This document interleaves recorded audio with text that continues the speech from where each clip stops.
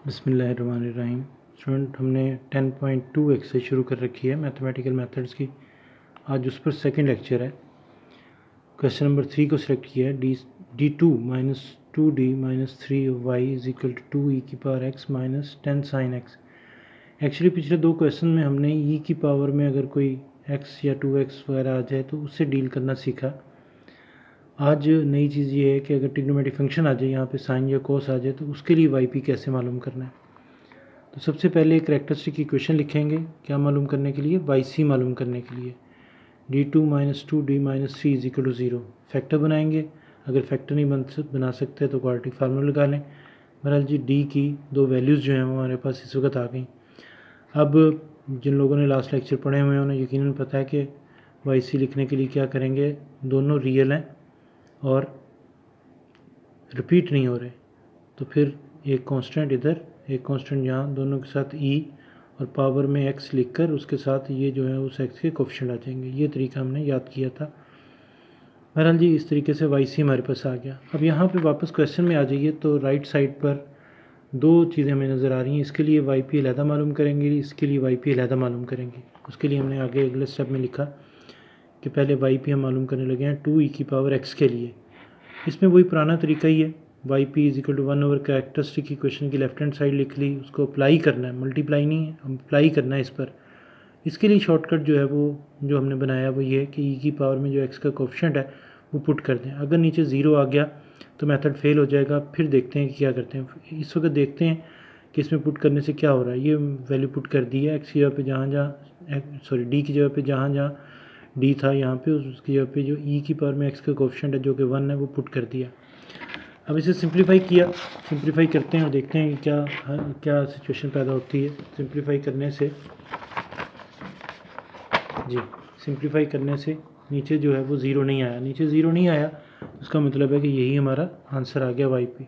अब हेडिंग लगाई कि ये नई चीज़ आज की है, वाई पी मालूम करना है हमने साइन के लिए, माइनस 10 साइन एक्स के लिए। तो y p is equal to 1 over, तरीका वही स्टार्ट वैसे ही, माइनस 10 साइन एक्स। यहाँ पर सीखिएगा अभी तक हम जितने भी क्वेश्चन किए यहाँ पर e की पावर में x या e की पावर में 2x था। जब यहाँ पे साइन या कॉस आ जाए तो फिर उसके लिए इसको इस पे अप्लाई करने का ये तरीका है कि देखिए साइन का जो एंगल है उसमें जो x का कोफिशिएंट है वो क्या है, 1।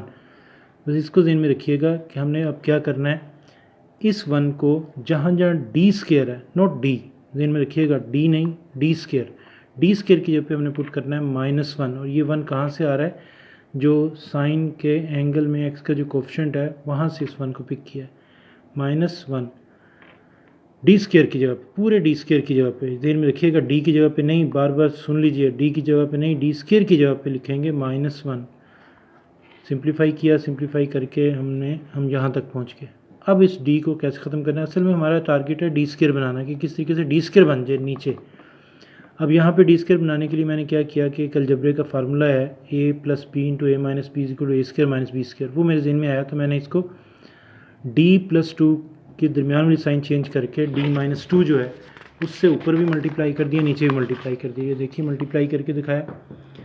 अब इसका फ़ायदा क्या हुआ कि नीचे डी स्केयर -2 का स्केयर बन गया। अब इस डी स्केयर की जगह पे फिर वही x का जो कोफिशिएंट है, साइन के एंगल में जो x है उसका जो कोफिशिएंट है वो उसको माइनस लगा के वो साथ लिख दिया। सिंप्लीफाई किया, करते करते सिंप्लीफाई करते हमारे पास ये आंसर आ गया। सिंप्लीफाई किया हुआ, ये आप खुद भी कर सकते हैं।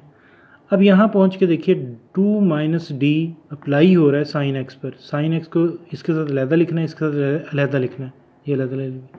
अब ये तो 2 है क्योंकि इसमें कोई डी इन्वॉल्व नहीं हो रहा है, ये तो 2 मल्टीप्लाई हो रहा है, लेकिन ये डी जो इस पर अप्लाई हो रहा है, अब डी असल में है क्या, जरा यहाँ पे देखिए, मैंने समझाने के लिए आपको लिखा है डी जो है असल में डी ओवर डी एक्स को रिप्रेजेंट करता है और 1 ओवर डी जो है वो इंटीग्रेशन को रिप्रेजेंट करता है।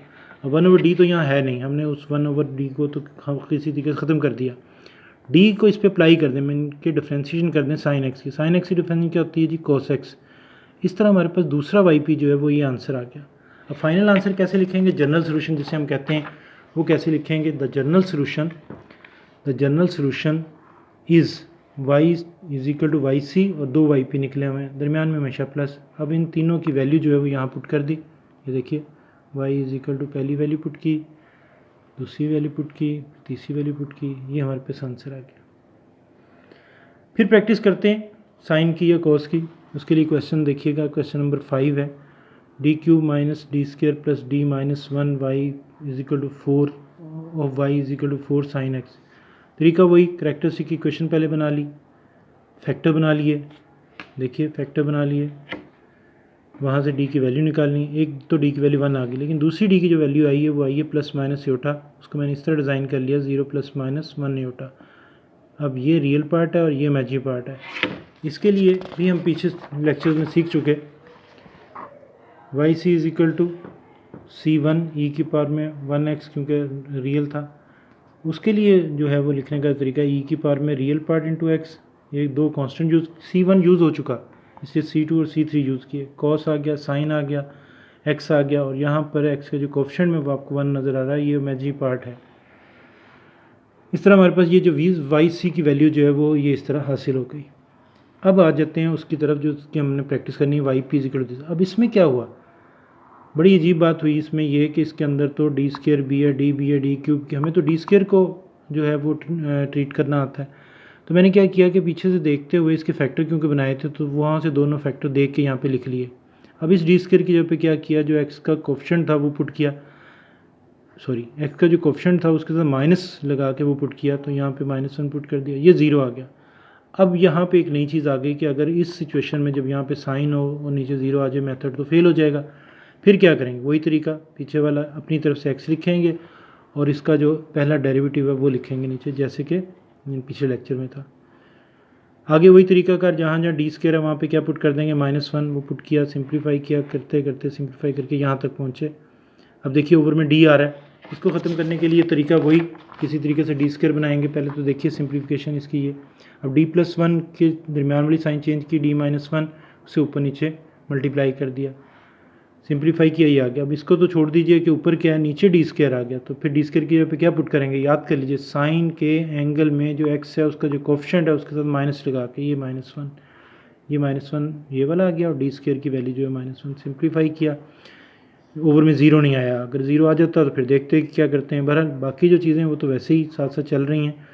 अब d-1 जो है इसको इसके ऊपर अप्लाई करना है, तो इसको इसके साथ अलहदा लिख देंगे, इसके साथ अलहदा लिख देंगे। ये देखिए अगले स्टेप में अलहदा लिखा, डी ऑफ दिस का मतलब इसको डिफ्रेंशिएट कर दें, 4 cos x आ गया, 1 मल्टीप्लाई हो रहा है इसलिए 4 sin x आ गया, सिंप्लीफाई किया, कॉमन शॉमन निकालना है, कटिंग करनी है, वो आपकी मर्ज़ी है, जिस तरह मर्ज़ी आप करें सिंप्लीफाई। एंड में answer general solution y is equal to y c plus y p, y c की वैल्यू पुट कर दी गई है, वाई सी और वाई पी की वैल्यू पुट कर दी गई, दिस इज़ द आंसर।